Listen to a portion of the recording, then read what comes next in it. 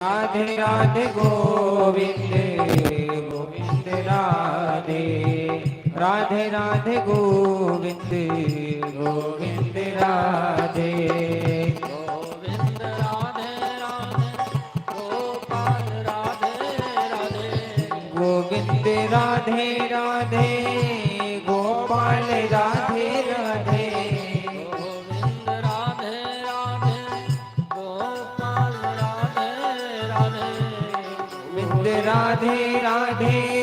गोपाल राधे राधे गोविंद राधे राधे गोपाल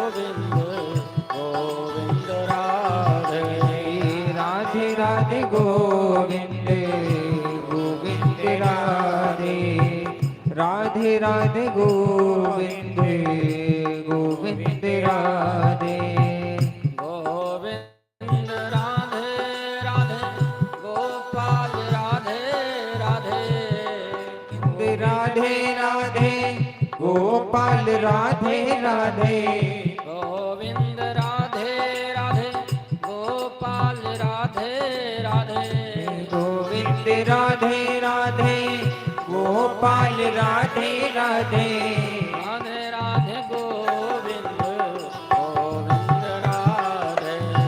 राधे राधे गोविंद गोविंद राधे राधे राधे गोविंद गोविंद राधे राधे राधे गोविंद गोविंद राधे राधे राधे गोविंद गोविंद राधे राधे राधे गोविंद गोविंद राधे राधे राधे गोविंद गोविंद राधे राधे राधे गोविंद गोविंद राधे गोविंद राधे राधे गोपाल राधे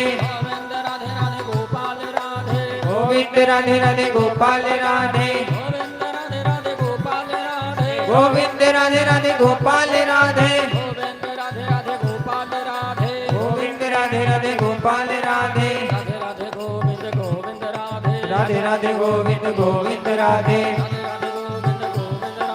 राधे राधे गोविंद गोविंद राधे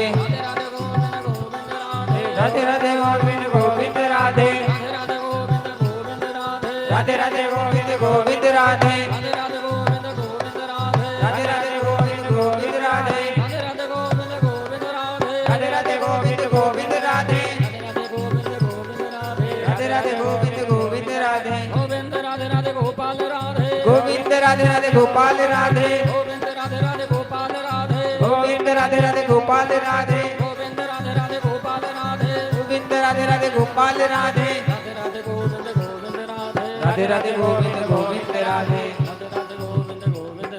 राधे राधे गोविंद गोविंद राधे बोले वृंदावन बिहारी लाल की जय हो नंद के लाला की जय गिरिराज धरन की जय कृष्ण कन्हैया लाल की जय राधा रानी की जय यमुना महारानी की जय अयोध्यानाथ भगवान की जय श्री सदगुरुदेव भगवान की जय श्री बड़ी छावनी सरकार की जय श्री हनुमान जी महाराज की जय क्षेत्रीय ग्रामीण देवी देवताओं की जय भागवत भगवान की जय श्रोता भक्त समाज की जय जय जय श्री राधे।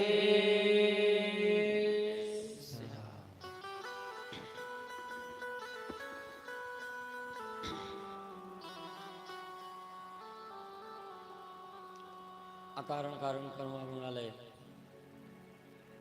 भक्त पांशा कल्पतरु पीताम्बरधारी वंशीधारी सुदर्शन चक्रधारी भगवान कृष्ण की प्रेमामयी मूर्ति श्रीमद् भागवत महापुराण परम मंगलमय उपस्थित श्रोता सज्जन वृंद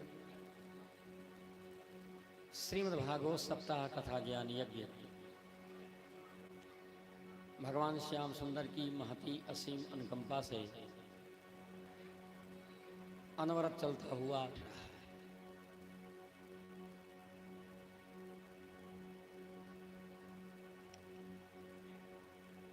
भगवान की बड़ी विशेष महती असीम अनुकंपा आप सभी भक्तों पे है।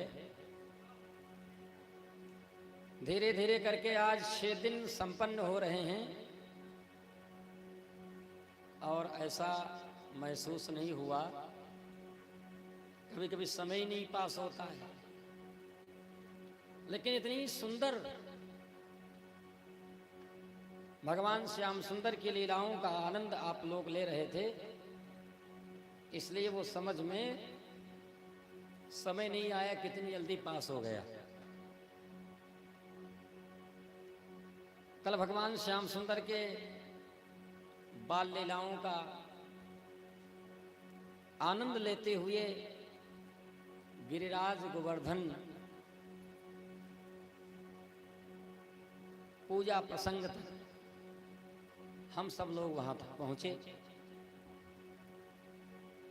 गिरिराज जी की पूजा भगवान श्याम सुंदर ने करवाई और साथ में अपना स्वयं पूज्य और पूजक बने।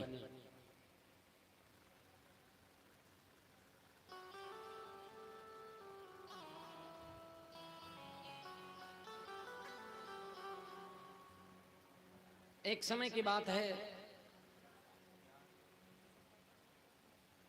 सारे ग्वाल बाल सखाओं को ये महसूस होगा कि साक्षात परमात्मा कोई देवता है। भगवान से बाल सखाओं ने प्रश्न किया कि मैं मानता हूं तुम्हारे ऊपर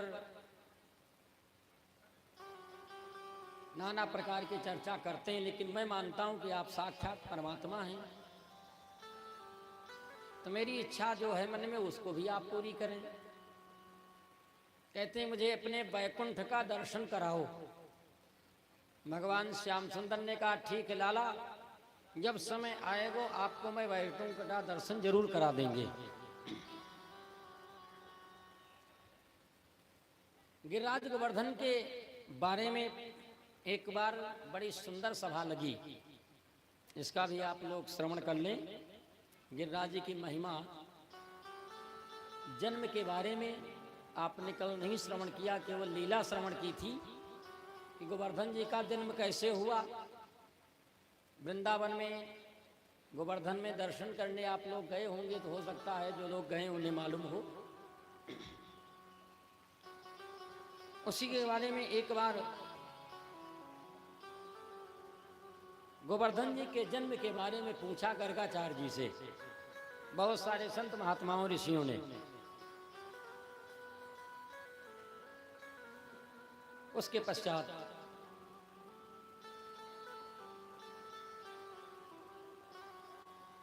गर्गाचार्य जी कहते हैं, भक्तों,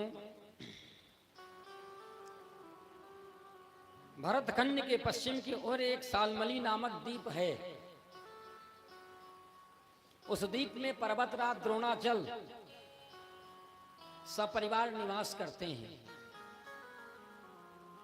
उन्हीं द्रोणाचल के यहां गोवर्धन जी का जन्म हुआ। एक समय की बात है, गोवर्धन जी जब बालक ही थे तो काशी से चल करके पुलस्त्य मुनि द्रोणाचल पर्वत के यहां जाकर के पहुंचते हैं।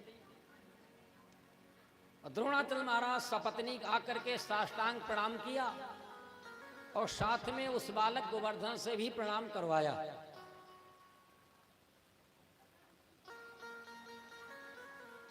जब प्रणाम करके आशीर्वाद को प्राप्त कर लिया तो बड़े ध्यान से पुलस्त्य ऋषि गोवर्धन जी को देख करके बहुत ही मोहित हुए और कहने लग गए कि द्रोणाचल तुम्हारा जो पुत्र है बड़ा ही सुंदर, बड़ा ही सद्गुणी, बड़ा ही यशस्वी है। मेरी इच्छा है कि इस बालक को आप मुझे दे दो, मैं इसे ले जाऊंगा, इसके गिर कंदराओं में बैठ करके मैं तपस्या करूंगा। ऋषि के वचन को सुन करके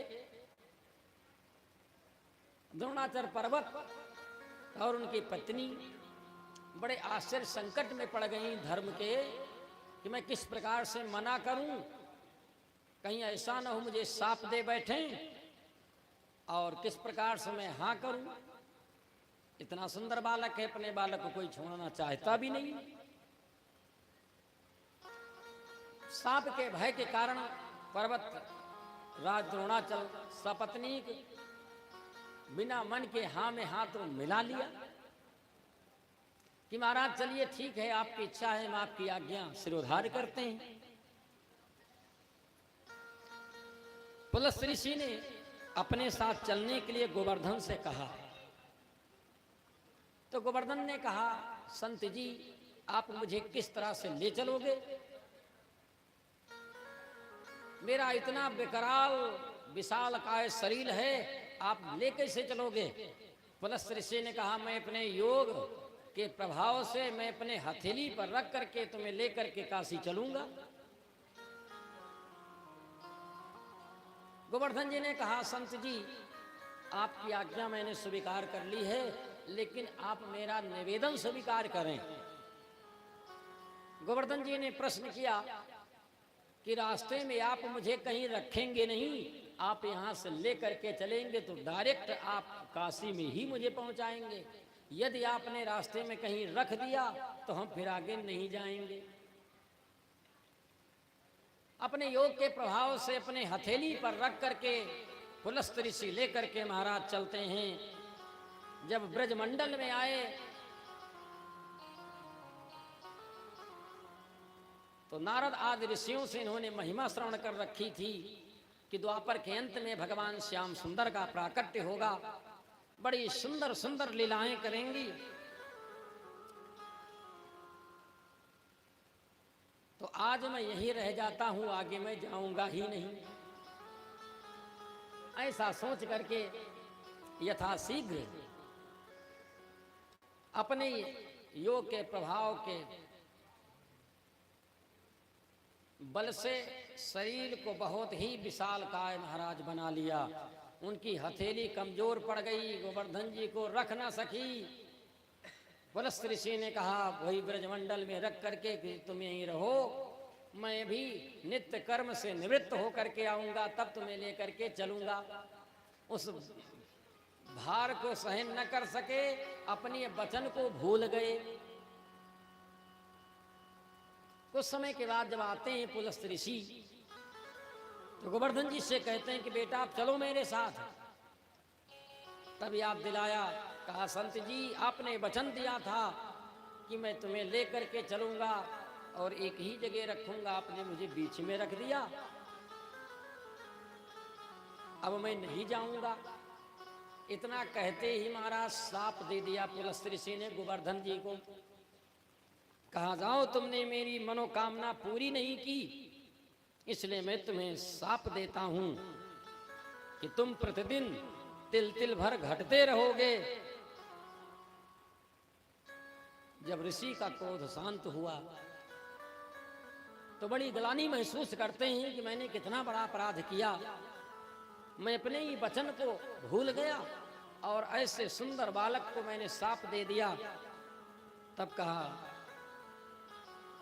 कि गोवर्धन चिंता मत करो, मैं तुम्हें वरदान देता हूं कि द्वापर के अंत में भगवान नारायण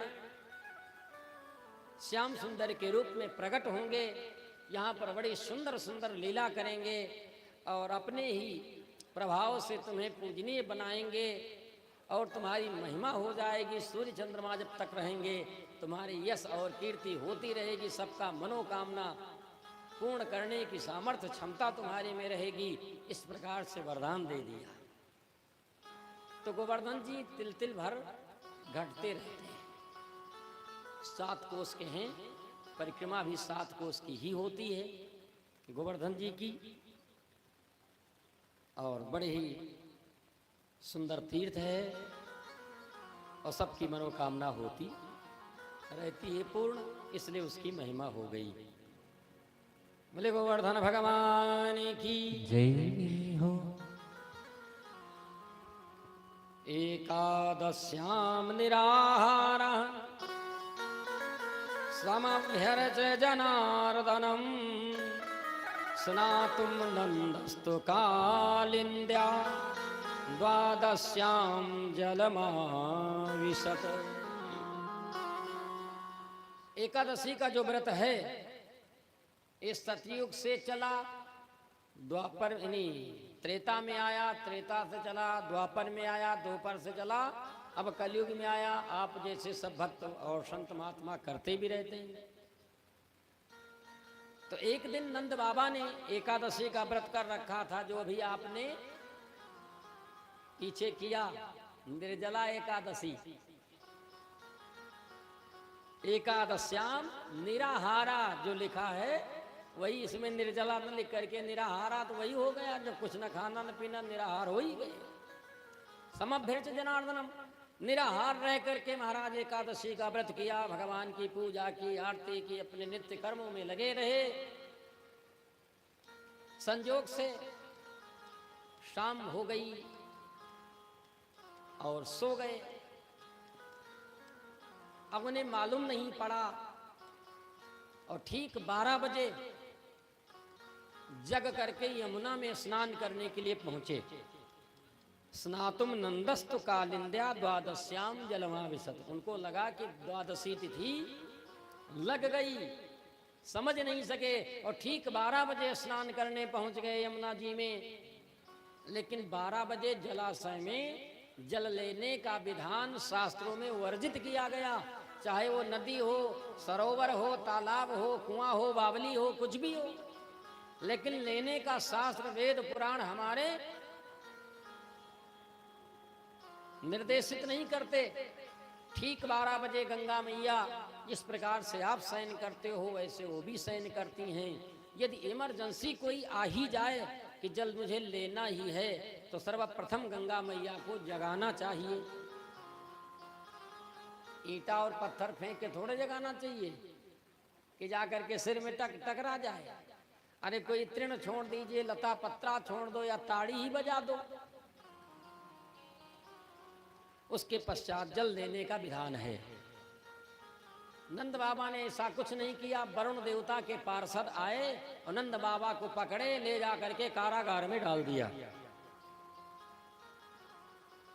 प्रातः बेला हुई, पारण करने का समय आया। तब विचार करते हैं कि नंद बाबा अभी तक नहीं आए। अब मुहूर्त निकला जा रहा है, मालूम पड़ा कि स्नान करने के लिए गए हैं, अभी तक नहीं आए। श्याम सुंदर जाते हैं, वरुण देवता स्वयं आते हैं परिकरों के साथ में, थाली में पुष्प आदि लेकर के, मणियों की माला लेकर के, उपहार लेकर के, आरती की, पूजा उतारी और ले जा करके महाराज अपने सिंहासन पर बैठाया है।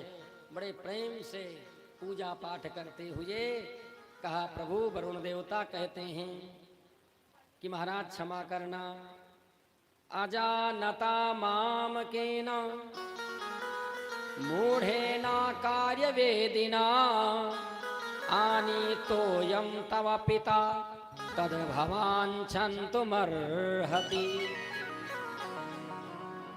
अजानता, मैंने अनजान में आपके पिताजी को ला करके बंद कर दिया, इसलिए श्याम सुंदर मुझे क्षमा करें। छन्तुमर्हति, भगवान ने कहा तुमने नियम का पालन किया है, कोई अपराध नहीं किया है, इसलिए हम तुम्हारे पर बहुत ही संतुष्ट हैं।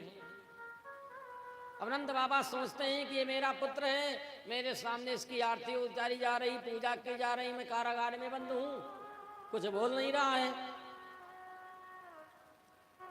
उसके पश्चात नंद बाबा को लेकर के आते हैं, फिर पारण किया है। अब वही समय आया, एक दिन गैया चराने गए तो ग्वाल बाल सखाओं को जो कहा था मैं अपने वैकुंठ का दर्शन कराऊंगा, तो सबको कहते हैं तुम यमुना में डुबकी लगाओ। सारे ग्वाल बाल सखा यमुना में डुबकी लगाते हैं। तो माया के प्रभाव से भगवान श्याम सुंदर ने अपने वैकुंठ का दर्शन कराया। वैकुंठ लोक में सब चतुर्भुज रूपधारी, सब एक समान। और ये महाराज ग्वारिया गैया चराने वाले, अब इन्हें क्या मालूम वैकुंठ की महिमा क्या है। इन्होंने कहा कि देखो राम राम श्याम श्याम यहां नहीं होता, धीरे से पधारो जहां से आए थे। ग्वाल वालों ने सोचा सबसे अच्छा है हमारा वो गोवर्धन धाम, हमारा वो ब्रज तीर्थ, हमारा वो श्याम सुंदर जो मेरे पास हंसता खेलता बैठता उठता सब कुछ करता है। इसलिए सबसे अच्छा तो वैकुंठ हमारा श्याम सुंदर ही है। काश समय दिया था, सब इंतजार करते हैं। बड़ा महत्वपूर्ण प्रसंग चलने जा रहा है, आप लोग ध्यान से। ये महारास क्या है? ईश्वर और जीव का मिलन। महारास जो है ईश्वर और जीव का मिलन है। गोपी किसी स्त्री का नाम नहीं, गोपी किसी वस्तु का नाम नहीं, हम सब गोपी ही हैं। और रासलीला में जब तक गोपी का भाव नहीं बनाएंगे तब तक आप उसमें प्रवेश नहीं पाएंगे। इस महारास में प्रवेश पाने के लिए भगवान शिव ने भी गोपी भेष बनाया था। गोपी इंद्रिय कृष्ण रसा पिबत सह गोपी, 10 इंद्रियों से जो कृष्ण रस का पान करे उसी का नाम गोपी। तो हम सब पान करते हैं भगवान श्याम सुंदर के लीला और कथा का, हम सब गोपी हैं। भगवान श्याम सुंदर की अवस्था इस रास लीला में 7 बरस की थी। और 7 बरस के भगवान श्याम सुंदर कब थे? जब गिरिराज गोवर्धन को उठाया था तब। और 7 बरस के भी ये रास लीला किया। आगे चल करके इस महारास में गोपियों का समय मिला, वो इंतजार करती हैं। और संजोग से हमारे कुछ देवताओं को समय मिला है, वो देवता भी आना चाहते हैं, इंतजार कर रहे हैं उस समय का। परंतु इस रास लीला की कथा के पूर्व हमारे श्री वृंदावन में एक स्वामी हरिदास जी महाराज ने अवतार लिया है। उन्होंने 7 नियम बनाए, उस नियम का पालन करते हुए इस रास लीला को हम लोग प्रवेश करने के लिए विचार करेंगे। ये 7 नियम का पालन करें। पहले आप उससे 7 नियम को सुने और मन में विचार करें। विचार करते हुए उसका अपने मन में उतारें, उस भावना के साथ साथ अब इसमें प्रवेश पाएं। क्या नियम बताया स्वामी हरिदास जी ने? प्रथम सुमिरि भागवत, भक्त भगवत वाणी, द्वितीय आराधे भक्ति, व्यास नव भांति बखानी, तृतीय करे गुरु समुझ, दक्ष सर्वज्ञ रसीलो,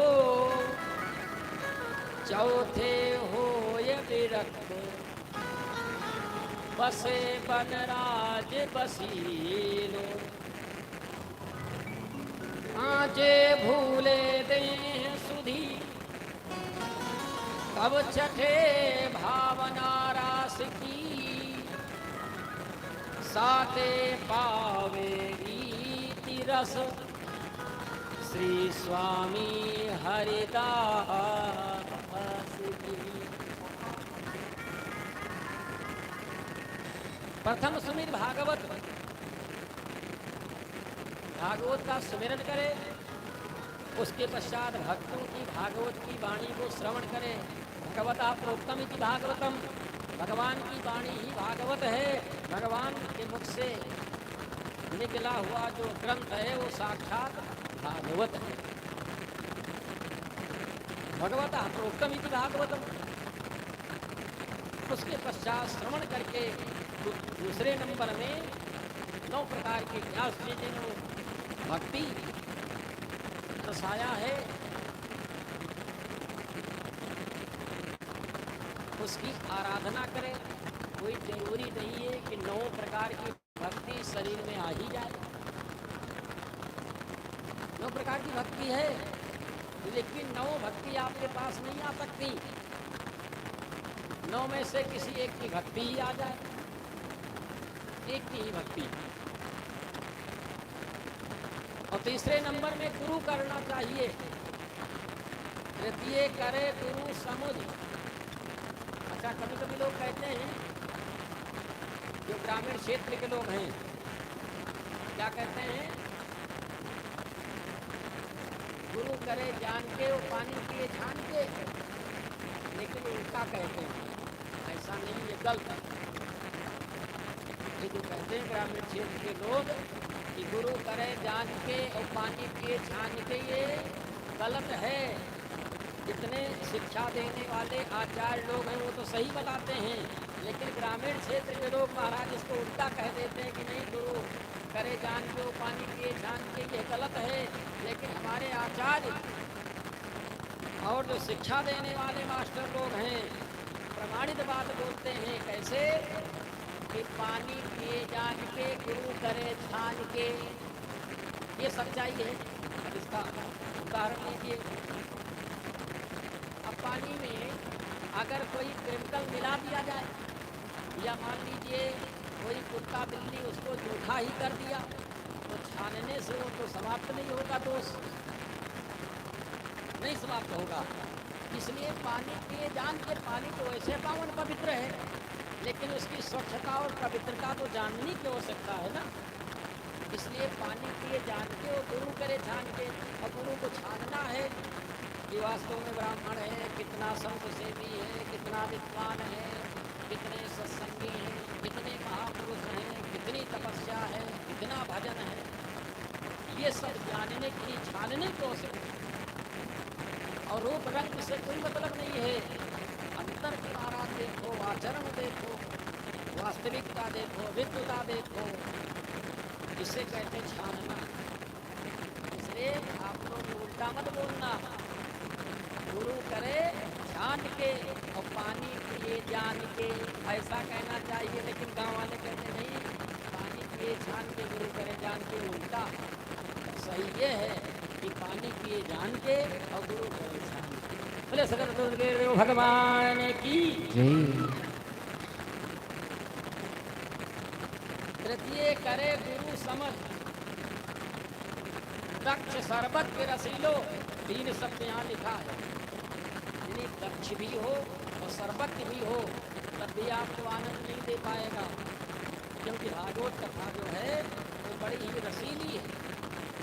अगर गुरु रसीला नहीं होगा तो रासलीला कैसे, भगवान श्री कृष्ण की लीलाओं को कैसे आपके सामने प्रस्तुत करेगा। इसलिए दक्ष शरबत के रसीलो। चौथे नंबर में हो विरक्त। विरक्त किस प्रकार से हो? बसे बनराज पसीलो, सिंह के समान विरक्त होना चाहिए।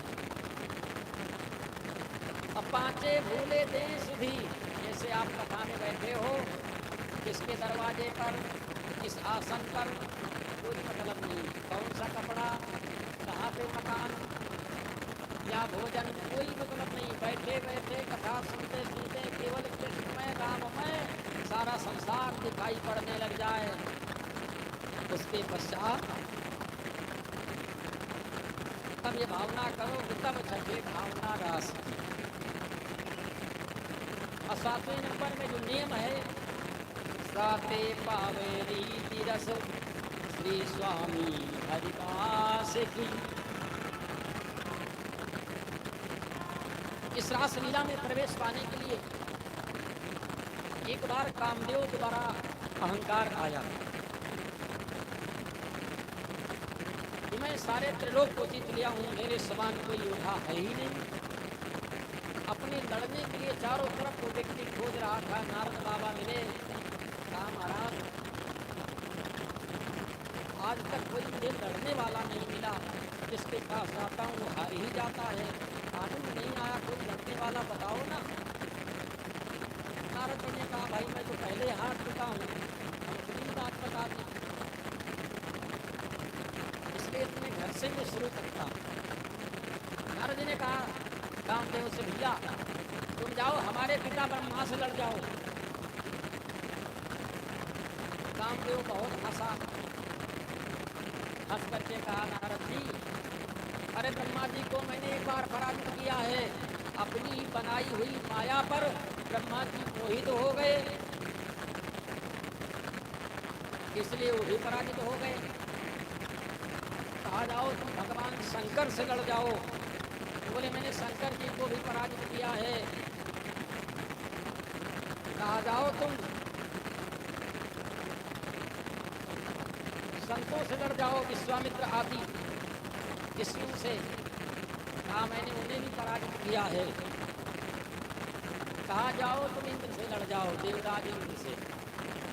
उन्होंने कहा किसकी बात करते हो, ना जाने कितनी बार मैंने इंद्र को हरा दिया, बराबर वो हारते ही रहते हैं, उसका नाम आपने दे दिया। अब सोचते सोचते नारद जी को एक बात याद आई। कहा कामदेव जी आप जाओ वृंदावन, वहाँ पे जो नंद का छोरा है ना, चोरी से मत जाना, उसके पास जाओ जिसको कहते हैं श्याम सुंदर, और उससे कहो मैं तुमसे युद्ध करने आया हूँ, तो तुम्हारे महाराज आपकी किडनियाँ दूर हो जाएंगी, बड़े सुंदर ढंग से तुम्हारा युद्ध हो जाएगा। कामदेव हंसने लगा। कहा महाराज उसके पास कहते वो एक बार वस्त्र चुराया था गोपियों का, तो मैं वहीं पर खड़ा था, ना जाने कितने हथियार मैंने चलाए, लेकिन उसके ऊपर कोई प्रभाव ही नहीं था, क्योंकि बड़ा छोटा था, 5 साल का। नारद जी ने कहा 5 साल का उस समय था, लेकिन इस समय वो 7 साल का। चोरी से मत जाना, उसको बताना कि मैं लड़ना चाहता हूँ, तुम्हारी इच्छा पूरी हो जाएगी। भाग करके आया, वन में मिले गैया चराते हुए। उसके पश्चात कामदेव भगवान के पास गया, भगवान ने कहा आइए स्वागत किया, मैं इसी बैठाया, बताइए। बोले आपके भक्त नारद जी ने भेजा है मुझे। अब भक्त का नाम ले लिया तो कैसे हो ही गया, कोई बात हो ही गए। उन्होंने कहा महाराज आज तक कोई मुझे लड़ने वाला नहीं मिला, और जो मिलता वो हार ही जाता है, बराबर कोई मिल जाता तो मैं बन जाता। मेरी इच्छा है मैं आपसे युद्ध मांगने आया हूँ। भगवान मुस्कुराए और मुस्कुरा करके कहा कामदेव ये बताओ युद्ध कैसा चाहते हो। हमारे पास 2 प्रकार के युद्ध हैं, कौन सा युद्ध तुम्हें चाहिए। कहा महाराज मैं तो एक ही जानता था, लेकिन आप 2 बता रहे हो। बोले एक किले का युद्ध है और एक मैदान का युद्ध है, तो इसमें से आपको कौन सा पसंद है।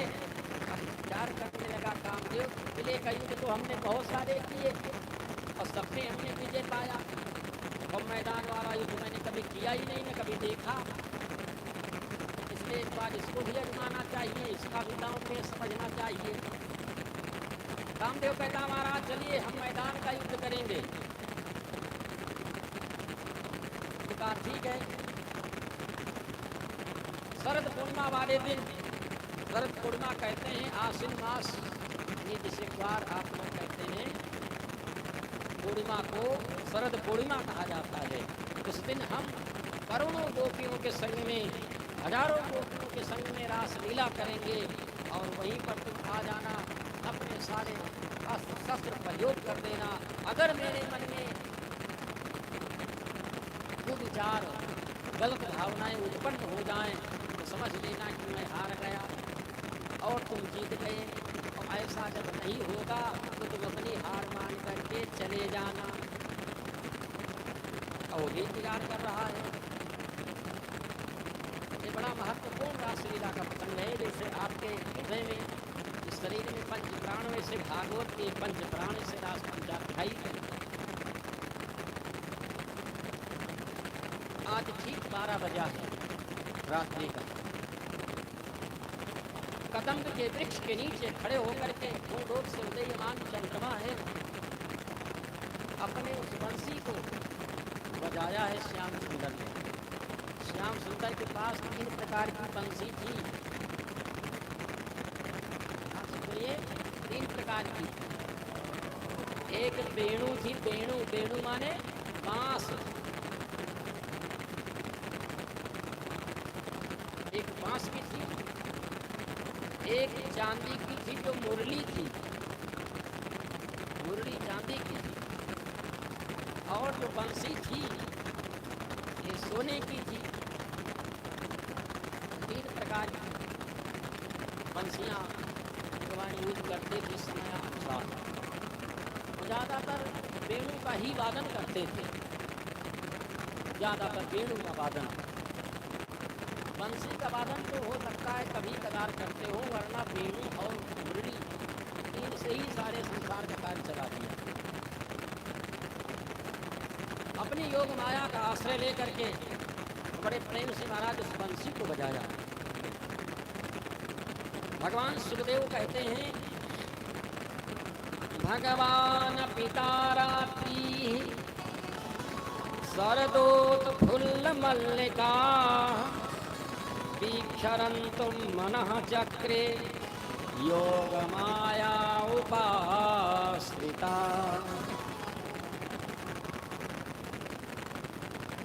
योग माया का आश्रय लेकर के कदम्ब के वृक्ष के नीचे खड़े होकर के वृंदावन के जंगल में रात्रि के समय उस बंसी को बजाया। जब बंसी बजी श्याम सुंदर की तो सबको नहीं सुनाई पड़ा। ध्यान से सुनिए, तो वो बंसी की व्यवस्था ही कि जिसको जिसको समय दिया था किरास में आने के लिए, वो बंसी उन्हीं को सुनाई पड़ी कि मानो मुझे श्याम सुंदर बुला रहे हैं। और शाम का समय है, और शाम के समय इन महिलाओं के पास, इन गोपियों के पास गृह कार्य के नाना प्रकार के कार्य उपस्थित हो जाते हैं।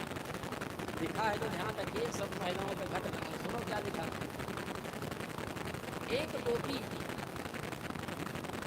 तुहंत्यो व्यय कश्चित हम हिंदुआ समुस्य का। एक गोपी गैया का दोहन कर रही थी, शाम के समय दूध गार रही थी। अब थोड़ा सा दूध गारा बाकी छोड़ करके वृंदावन के जंगल की तरफ भागती जा रही है। और एक गोपी शिशून पाया अपने बालक को दूध पिला रही थी।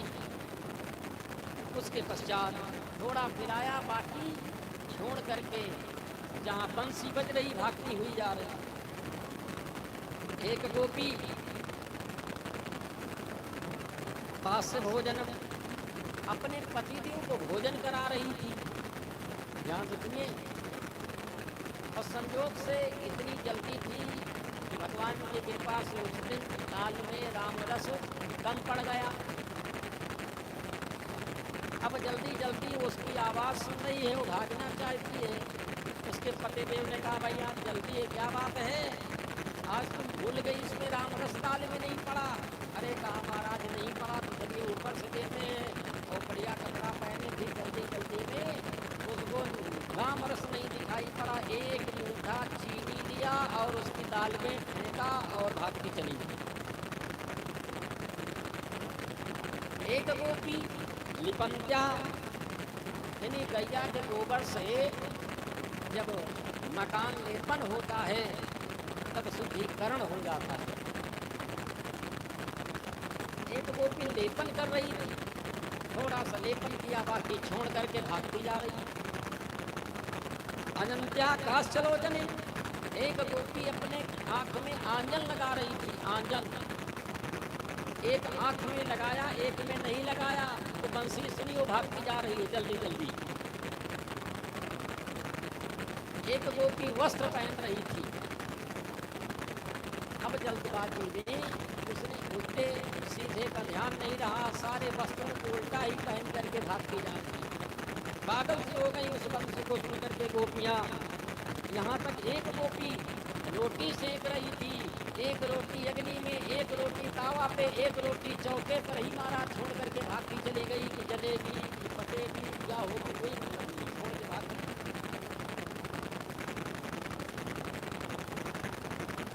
इस प्रकार प्रकार से महाराज इन गोपियों की स्थिति थी। सारी गोपियां दूध का दूध, समूह का समूह एक साथ में निकल करके उस वृंदावन के जंगल की तरफ महाराज भागने लगी। बजने लगी है बंसुरिया मेरे प्यारे मोहन की। बजने लगी है बंसुरिया मेरे प्यारे मोहन की। बजने लगी है बंसुरिया मेरे प्यारे मोहन के। प्यारे मोहन की, दुलारे मोहन की, प्यारे मोहन की, दुलारे मोहन की। बजने लगी है मुरैया मेरे प्यारे मोहन की। बजने लगी है मुरलिया मेरे प्यारे मोहन की। बजने लगी है मुरलिया मेरे प्यारे मोहन की। जय हो।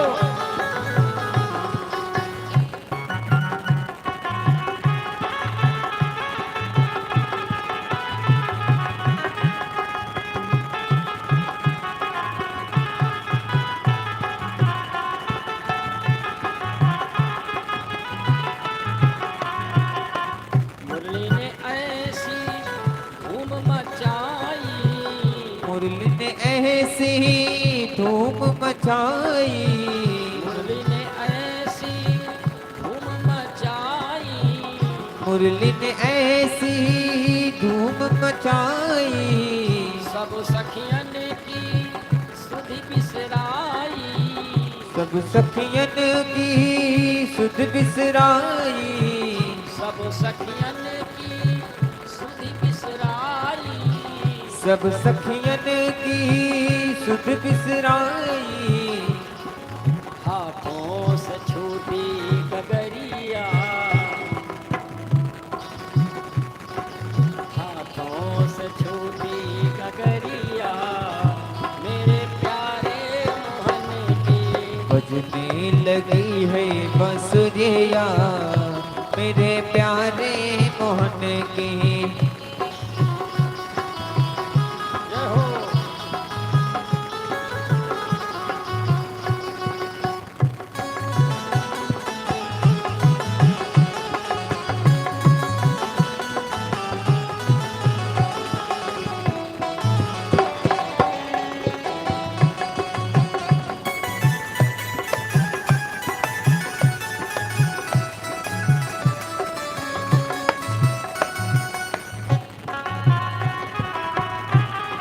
श्री राधे।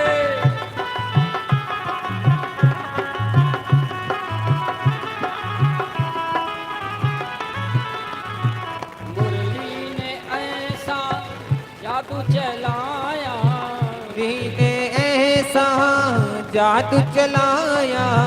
मुरली ने ऐसा जादू चलाया, मुरली ने ऐसा जादू चलाया। सब सखियन को खूब नचाया, सब सखियन को खूब नचाया। सब सखियन को खूब नचाया, सब सखियन को खूब नचाया। बीच में नाचे संवरिया मेरे प्यारे मोहन की। बजने लगी है बंसुरिया मेरे प्यारे मोहन की। बजने लगी है बंसुरिया मेरे प्यारे मोहन की।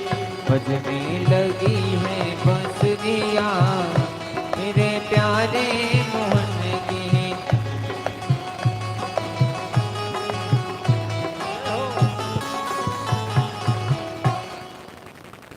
इस प्रकार से एक समूह गोपियों का एकत्रित हो गया। देखते देखते उस वृंदावन के जंगल में चारों तरफ से घेर लिया और श्याम सुंदर उस बंसी को बजा रहे हैं।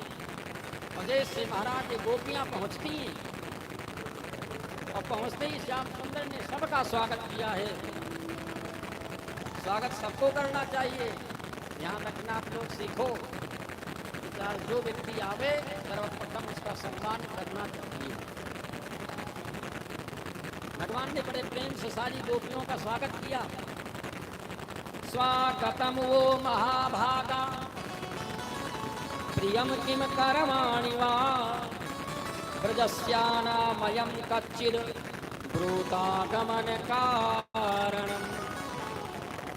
ये गोपियों, आपका स्वागत है इस वृंदावन के जंगल में। आपका स्वागत, आइए हो तो अच्छी बात है। प्रियम किम करमाणि वा, आइए तो आपका स्वागत अच्छी बात है, लेकिन रात्रि में आई हो और आने का कारण बताओ। ब्रूतागमन कारणम, इतनी रात्रि में आप कैसे और किस कार्य के लिए आई हो। रजन्येषा घोर रूपा घोर सत्य निषेधिता। रात्रि का समय, इस समय तुम्हें अपने माता पिता पुत्र भाई पतियों के साथ में रहना चाहिए। इस समय आप वृंदावन के जंगल में रात्रि में कौन ऐसा कारण बन गया जो आपका आगमन हुआ। अच्छा, कोई बात नहीं, मुझे लगता तुमने कभी वृंदावन नहीं देखा, और देखा है तो रात्रि में नहीं। कितनी सुंदर महाराज, चांदनी रात है, चंद्रमा पूर्ण रूप से उदीयमान है। कितना ही शोभा महाराज वृंदावन भी बढ़ा रहा है। अच्छा, कोई बात नहीं, अब आप लोग धीरे से अपने घर को वापस चली जाओ। अब जितना उत्साह था गोपियों का समाप्त हो गया। जैसे कहा वापस चली जाओ, कहने लग गई, सिर नीचे झुका करके पैर के अंगूठे से जमीन कुरेदने लगी और कहने लग गई, जरा देखो, इन श्याम सुंदर ने बंसी बजा करके हम लोगों को बुलाया, अब बुला करके इस नटखट ने मुझको क्या कह रहा कि वापस चली जाओ।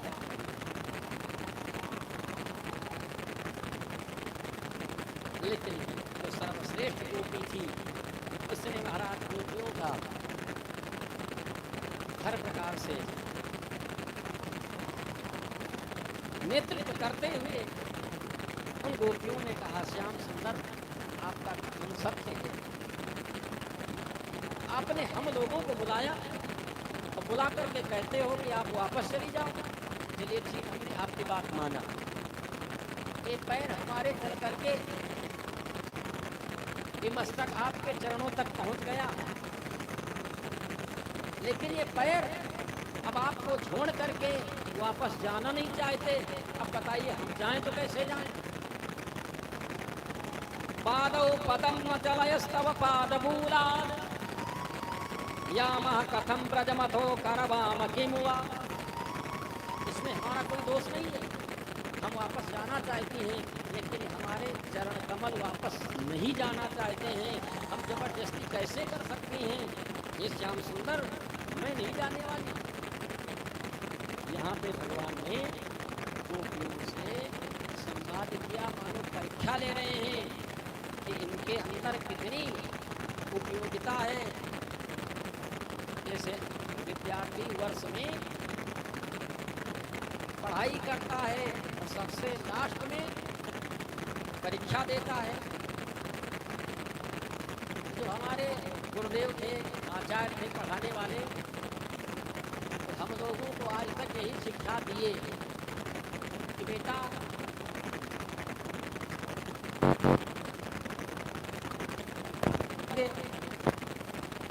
किसको धोखा दोगे। यदि सोचोगे अपने माँ बाप को दोगे तो उनको नहीं दोगे,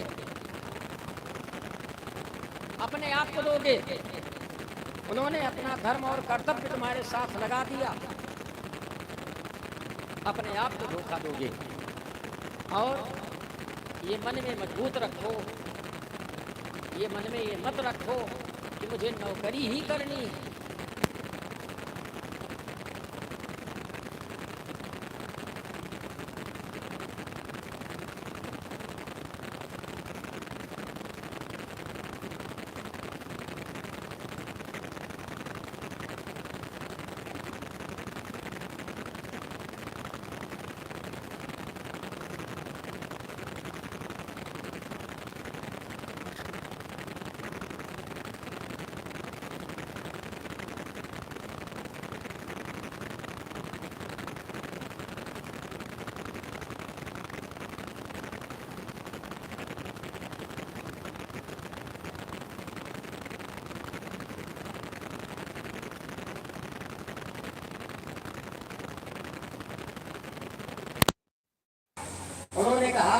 नकल मत करना, भले फेल हो जाना।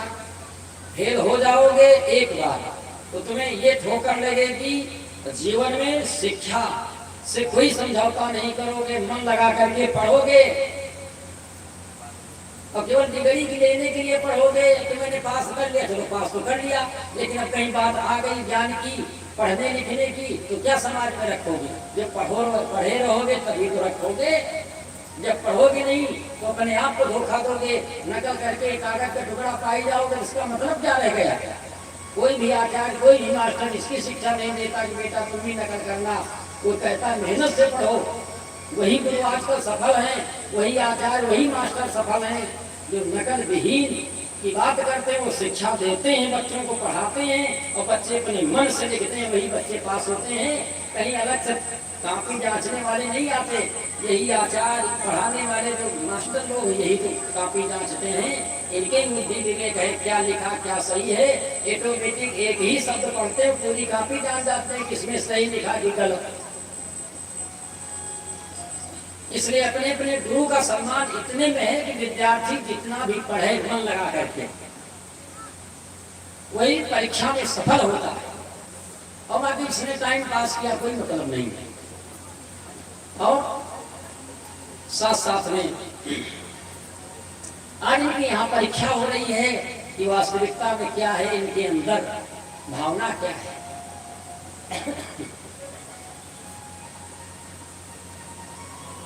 और अंत में कहा श्याम सुंदर, इसलिए हम नहीं जा सकते। इस प्रकार से महाराज ने समझाया। देखा कि दृढ़ निश्चय संकल्प अच्छा है, परीक्षा में पास हो रही हैं। जैसे आप लोग मटका मटकी बर्तन लेते हो ना, तो कई प्रकार देखते हो, कहीं टूटा फूटा तो नहीं। वैसे हमारे भगवान भी परीक्षा हम लोगों की देते हैं। और कभी कभी धर्म की परीक्षा में व्यक्ति विचलित हो जाता है और कभी कभी नास्तिक का मार्ग पकड़ लेता है। लेकिन नहीं, हमारे जो इस भूमंडल पर बड़े बड़े राजा मकरध्वज इत्यादि, रंती देव, ये तो पुराने राजा, वर्तमान में कुछ पीढ़ियों वाले त्रेता युग की देखो। महाराज हरिश्चंद्र को सत्य के लिए न जाने कितनी परीक्षाएं दे डाली और उस परीक्षा में उत्तीर्ण होते होते साक्षात भगवान का सानिध्य प्राप्त हुआ। तो ऐसे हम लोगों को भी धर्म से कभी अलग नहीं होना चाहिए। भले ही कष्ट आवे, क्या कष्ट के लिए अपना धर्म थोड़े बदल दें। और ये ध्यान रखना, जितने भी युवा बालक हैं और बच्चे हैं, कि पैसे के लिए, धन के लिए धर्म परिवर्तन कभी मत करना।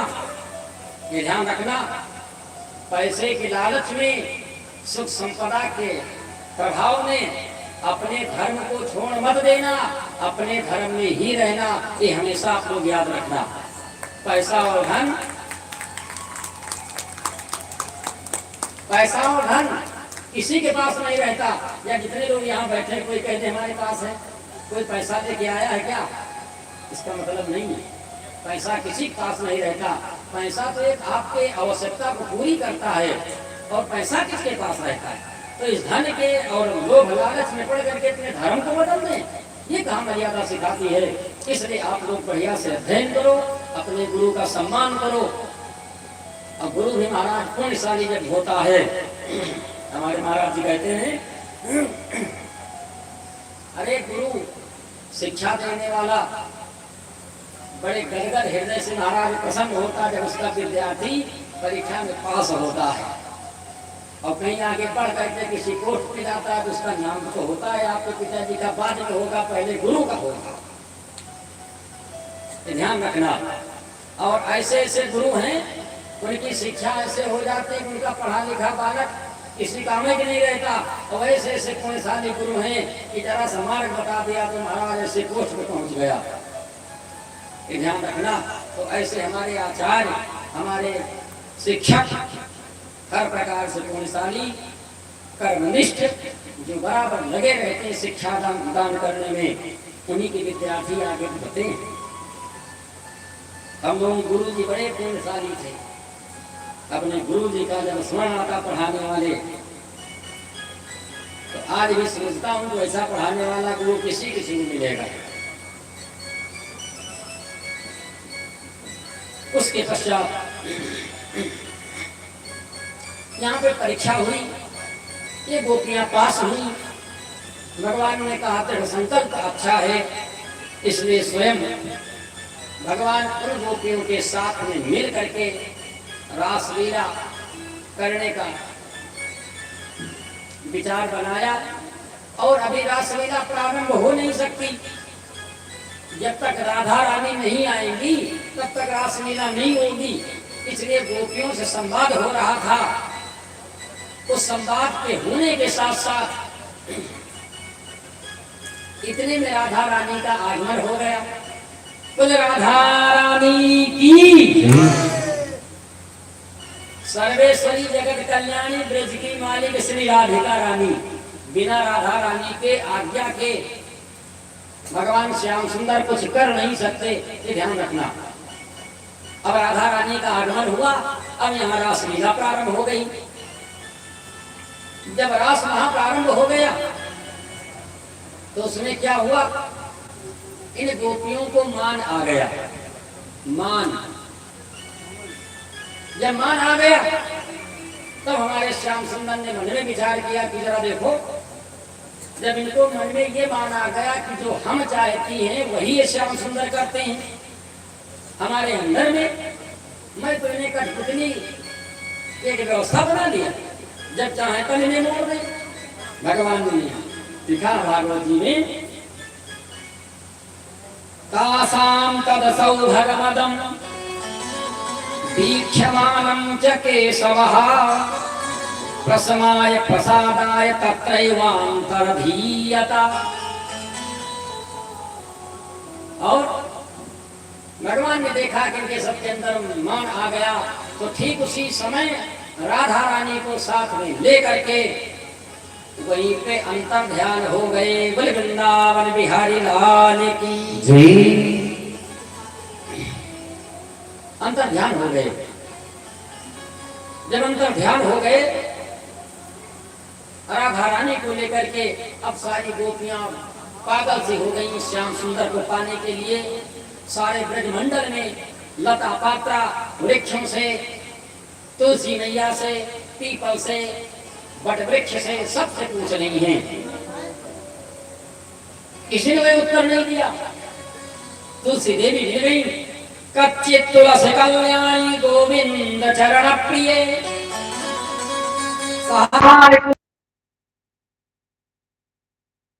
प्रेम से 19 मंत्रों में एक गोपी गीत है, जिसे विरह गीत भी कहा जाता है।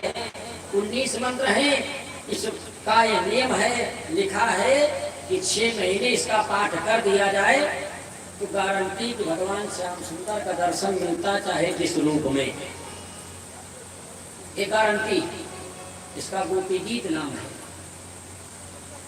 ज्यादा नहीं, केवल 2 मंत्र सुनाएंगे आपको, और ज्यादा नहीं सुनाऊंगा क्योंकि कथा बड़ी लंबी, सब लोग भागने लगते हो और उसे हमको सुनाना भी है। और जयति तेधिकं जन्मना व्रजा श्रयत इंदिरा शाश्वतत्रहि दैतदृश्यता दीक्षुतावका स्वैधृता सवास त्वां विचिन्वते शरदुदाशये साधु जात सा सरसी जोदरा श्री मुसादृशा सुरतना बढ़ते शुल्क दासिका वरदनी घनतो नेह किं बधा। हे श्याम सुंदर, आपके जन्म लेने से वैकुंठ का जो महत्व था उससे भी बढ़कर के हमारे वृंदावन का महत्व बढ़ गया। जयधिकम जन्मना बढ़ गया, उससे भी बढ़कर के वैकुंठ शेष की महिमा हो गई। यहाँ तक अनपायनी देवी माता लक्ष्मी जो वैकुंठ से कभी आपसे अलग नहीं होती, और उससे भी बढ़कर के वृंदावन आपके मात्र जन्म लेने से इसका प्रभाव बढ़ गया, इसकी महिमा। और श्याम सुंदर, ये तुम भूलती हो, हम तो तुम्हारी दासी हैं, निःशुल्क दासी। आपने मुझे बचाया किस लिए? जल से बचाया, ओले से बचाया, अग्नि से बचाया, विष से बचाया, बार बार रक्षिता हूं। जब आपको बचाना ही था तो आप इस प्रकार से मुझे छोड़ करके चले गए। अपने विरह में, वियोग में मुझे मार रहे हो। क्या ये मारना नहीं हुआ? नहीं बता। और श्याम सुंदर, तुम्हारा जो नाम है, तुम्हारी जो कथा है, इसको जरा समझो कि तुमसे बढ़कर के इस नाम की महिमा है। श्रवण कीर्तनम श्रीमदाततम भुगगिणन्तिते भूरिदाजना। अरे जिस प्रकार से कथा सुनती जाती है, मंगल भी मंगल में बदल जाता है। श्याम सुंदर, ये तुम भूल रहे हो, हम लोग तुम्हें याद कर रही हैं, तुम्हारा नाम जप रही हैं। और तब कथा में तम तप्त जीवन, तुम्हारा कथा जो है, तुम्हारी लीला जो है, अमृत के समान है। उसको प्राप्त करके जीवन तृप्त तृप्त हो जाता है, सारे कलमश दूर हो जाते हैं। लेकिन लास्ट में एक बात कही, हे श्याम सुंदर, ये तुम भूलते हो, तुम्हें पाने के लिए मैंने मर्यादा का उल्लंघन किया है। कौन कौन? पति सुतान्वया भ्रातृ बांधवा। तुम्हें पाने के लिए मैंने पति छोड़ा, भाई छोड़ा, पुत्र छोड़ा, सासू छोड़ा, सब कुछ तो छोड़ दिया, बंधुओं को छोड़ा, चतुर्दा कथा। ये श्याम सुंदर, सबको छोड़ करके मैं तुम्हारे पास में आई।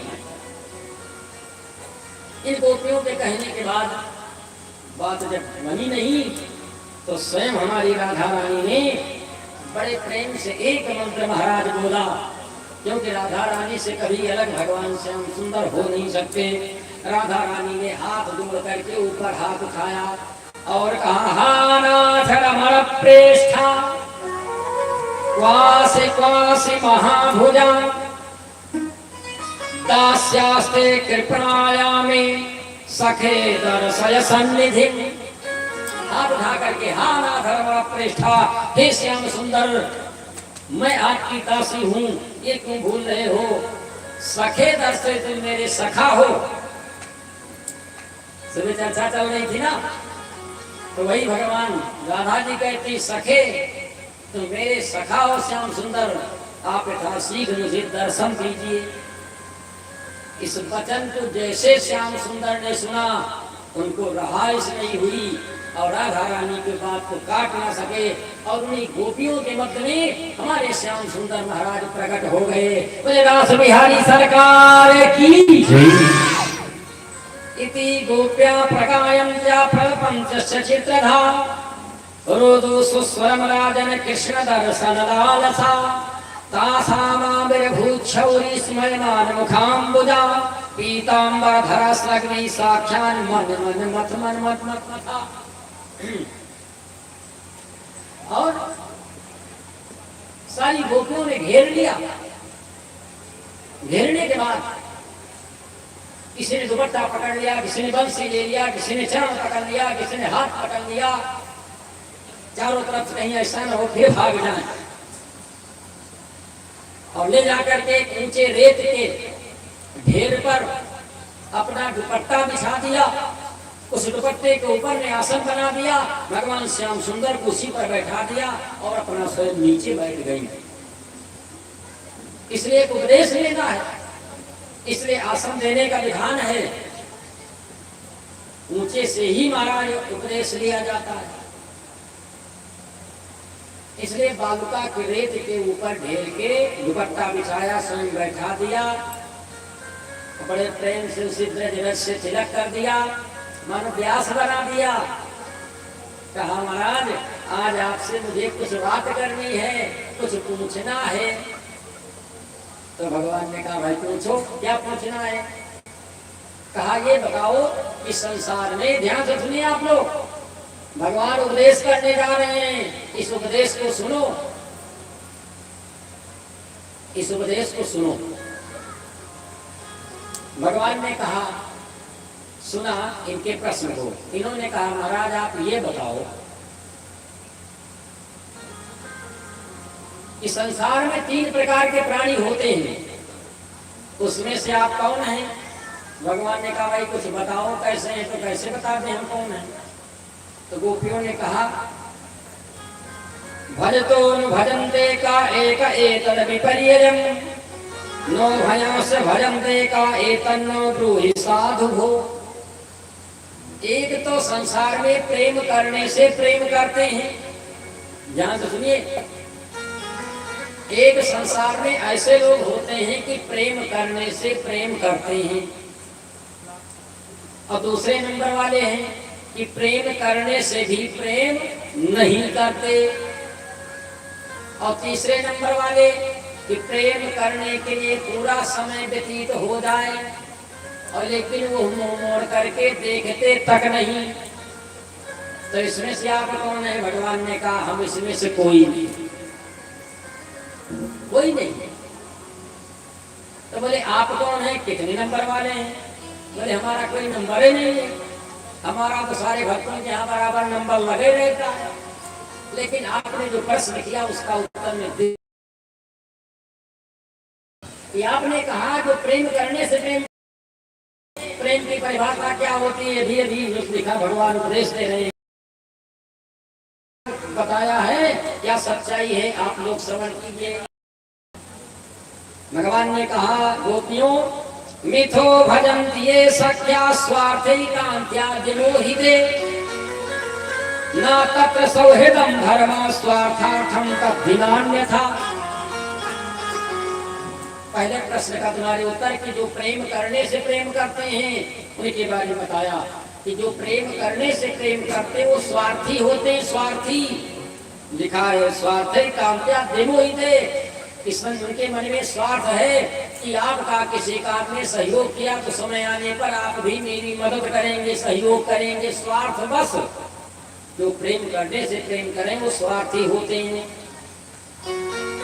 और दूसरे नंबर वाले जो आपने कहा प्रेम करने से भी प्रेम नहीं करते, ऐसे तो माता पिता और पुत्र होते हैं। लिखा है भजन्ति भजतो एवै करुणा पितरो यथा धर्मो निर्पवादोत्र सौहृदं न सुमध्यमा। माता पिता कितना भी पुत्र से प्रेम करें, लेकिन पुत्र जो है माता पिता से प्रेम नहीं करता। अब आप सोचो ये लागू कहाँ होता है, ध्यान से सुनिए।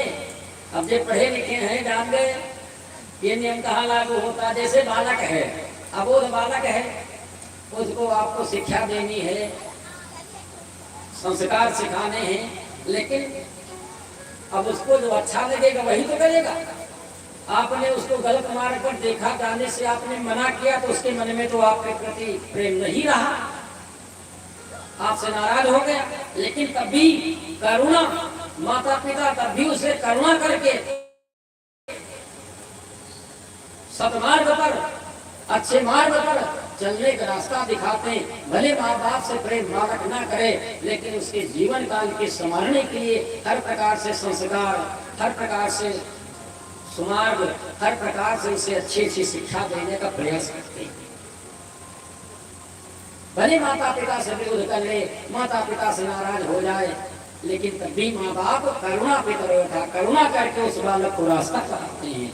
इसलिए कहा दूसरे नंबर वाले भले पिता ना पुत्र माँ बाप से प्रेम ना करे, लेकिन माता पिता जरूर अपने पुत्र से प्रेम करते हैं, करुणा पितरो यथा। और तीसरे नंबर वाले भी आपने बताया कि प्रेम करते रहो करते करते पूरा समय व्यतीत कर दो, लेकिन मुंह मुंह करके देखते नहीं। ऐसे तो तीसरे नंबर वाले वो होते हैं, भज तो पिन वही तेजित भजन भजता खुदा,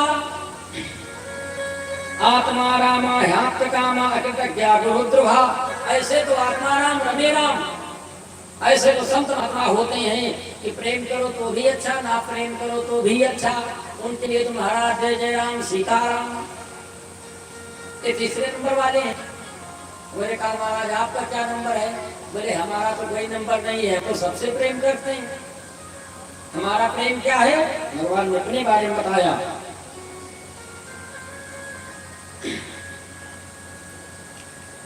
यथा धने लब्ध धने विनष्टे तच्चिंतयान निभृतो न वेदा।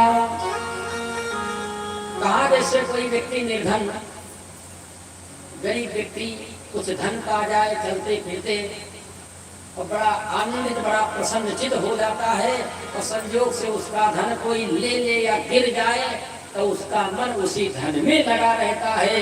और ठीक इसी प्रकार हम अपने भक्तों को बीच बीच ठोकर देते रहते हैं या दर्शन देते रहते हैं कि कहीं आपके पास धन हो जाए, उस धन के मद में आकर के मुझे न भूल जाओ, सत्कर्म भूल जाओ, दान पुण्य भूल जाओ, कुमार्ग तुम्हें मिल जाए, संसर्ग ऐसा मिल जाए कि तुम्हारी सुख संपदा यश कीर्ति धन वृद्धि सब नष्ट हो जाए। इसलिए मैं बीच बीच ठोकर देता रहता हूँ और याद दिलाता रहता हूँ कि पावन पवित्र धन को रखिए, पावन पवित्र खान पान रखिए, पावन पवित्र आपका जो उठना बैठना सत्संग भजन पूजन, इसको महाराज संसर्ग अच्छा रखिए। इसलिए मैं ठोकर देता रहता हूँ ताकि उसका मन सत्कर्म में लगा रहे। मैं